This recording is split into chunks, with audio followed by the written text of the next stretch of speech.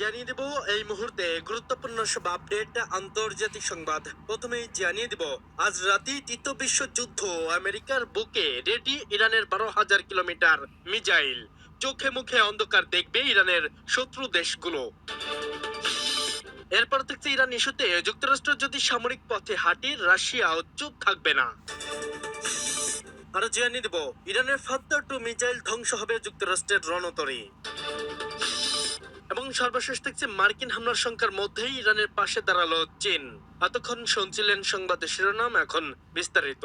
তবে তার আগে অনুরোধ থাকবে, এই ভিডিওটিতে একটি লাইক এবং কমেন্ট করে জানিয়ে দিন কোন জেলা থেকে বা কোথা থেকে আপনি আমাদের এই ভিডিওটি দেখছেন এবং শুনছেন। আজ রাতে তৃতীয় বিশ্বযুদ্ধ, আমেরিকার বুকে রেডি ইরানের 12,000 কিলোমিটার মিসাইল। বিশ্বটি আজ রাতেই প্রবেশ করতে যাচ্ছে তৃতীয় বিশ্বযুদ্ধের ভয়াবহ অধ্যায়ের মধ্যপ্রাচ্যের আকাশ এখন মৃত। একের পর এক যাত্রীবাহী বিমান মাঝপথ থেকে ফিরে যাচ্ছে, কারণ পাইলটরা রাডারে দেখতে পাচ্ছেন সামনে অপেক্ষা করছে এক জীবন্ত নরক। ইরান এবার আর কোনো রাগ ঢাক রাখেনি। তারা হরমুজ প্রণালীর দিকে ভাসিয়ে দিয়েছে তাদের ঘাতক ফাতা ও গাদির সাব্বান্নির, যা যে কোনো মুহূর্তেই সাগরের তলদেশ থেকে প্রণয়কারী আঘাত আনতে প্রস্তুত।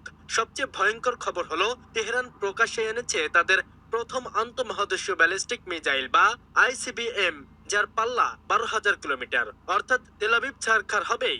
এমনকি আমেরিকার রাজধানী ওয়াশিংটন ডিসি বা নিউ ইয়র্কেরও আজ ইরানের এই ক্ষেপণাস্ত্রের আওতায়। ইউরোপের কোনো শহরই আর নিরাপদ নয়। ট্রাম্প হুমকি দিচ্ছেন তার বিশাল নৌবহর আসছে, কিন্তু ইরানের জেনারেলরা হিটলারের উদাহরণ টেনে সাফ জানিয়ে দিয়েছেন, হিটলারের যেমন রাশিয়া গিয়ে ধ্বংস হয়েছিল, ট্রাম্পও ইরানে এসে তার কবর করবেন।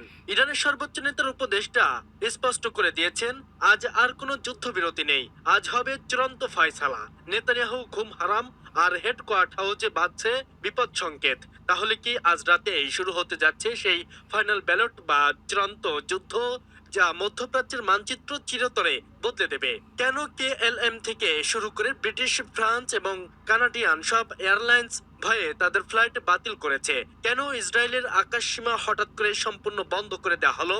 কিভাবে ইরান এত দ্রুত এমন এক আইসিবিএম তৈরি করলো, যা আটলান্টিক পাড়ি দিয়ে খোদে নিউ ইয়র্কে আঘাত আনতে সক্ষম? এর পেছনে কি রাশিয়ার কোনো গোপন চুক্তি বা সিক্রেট ডিল করেছে? হরমুজ প্রণালীতে ইরানের সাবমেরিন গুলোকে ট্রাম্পের সেই ম্যাসিভ ফ্লিট বা বিশাল নৌবহরের জন্য এক মরণ ফাঁদ বেঁধে রেখেছে, যেখানে সলিল সমাধি হবে অধিকার অহংকারের। আর তুরস্কের পররাষ্ট্রমন্ত্রী কেন নিশ্চিত করলেন যে হামলা আমেরিকা নয়, ইসরায়েল করবে? নেতানিয়াহু কি তবে নিজের পতন জেনেও এক আত্মঘাতী সিদ্ধান্ত নিতে চলেছেন? ইরান ইস্যুতে যুক্তরাষ্ট্র যদি সামরিক পথে হাঁটিয়ে, রাশিয়াও চুপ থাকবে না। মধ্যপ্রাচ্য কি আরেকটি বড় যুদ্ধের দামামা আসতে শুরু করেছে?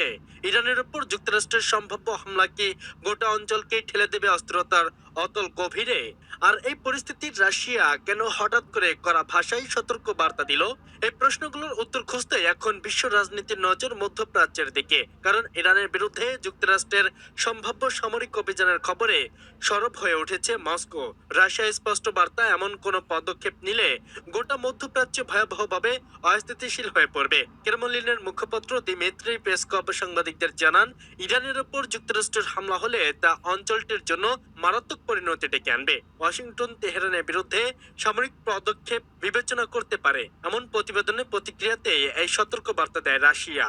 পেসকভ বলেন, ইরানের বিরুদ্ধে সামরিক অভিযান চালানো হলে তা মধ্যপ্রাচ্যের পরিস্থিতিকে আরো ভয়াবহভাবে অস্থিতিশীল করে তুলবে। তার ভাষায় এটি হবে অঞ্চলের নিরাপত্তা পরিস্থিতিকে বিপজ্জনক পথে ঠেলে দেওয়ার আরেকটি ধাপ। তবে শুধু সতর্ক বার্তাতেই থেমে থাকেনি মস্কো। রাশিয়া জানিয়েছে তারা উত্তেজনা কমাতে ধারাবাহিকভাবে কাজ করে যাচ্ছে। এই সংকটময় পরিস্থিতিতে সব পক্ষকে সংযম দেখানোর আহ্বান জানিয়েছে ক্রেমলিন। একই সঙ্গে রাশিয়ার জোরালো অবস্থান, যে কোনো বিরোধের সমাধান আসতে হবে একমাত্র শান্তিপূর্ণ আলোচনার মাধ্যমে। এই বক্তব্য এমন এক সময় এলো যখন ইসরায়েল গণমাধ্যমে চাঞ্চল্যকর দাবি করা হয়েছে।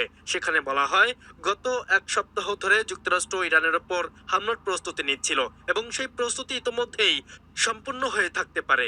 এই প্রতিবেদনের পরে মধ্যপ্রাচ্য জুড়ে নতুন করে উদ্বেগ ছড়িয়ে পড়ে। বিশ্লেষকদের মতে, যুক্তরাষ্ট্র যদি সত্যি সামরিক পথে হাঁটে, তাহলে তার প্রভাব শুধু ইরানের সীমাবদ্ধ থাকবে না, এতে জড়িয়ে পড়তে পারে পুরো অঞ্চল। এমনকি বৈশ্বিক শক্তিগুলোর মধ্যে উত্তেজনা আরো বাড়তে পারে। রাশিয়া অবশ্য এই প্রথম নয়, আগেও এমন সতর্কবার্তা দিয়েছে। এর আগেও মস্কো স্পষ্ট করে জানিয়েছিল ইরানের উপর যে কোনো ধরনের হামলা পুরো মধ্যপ্রাচ্যকে অস্থিতিশীল করে তুলবে এবং পরিস্থিতি নিয়ন্ত্রণের বাইরে চলে যেতে পারে।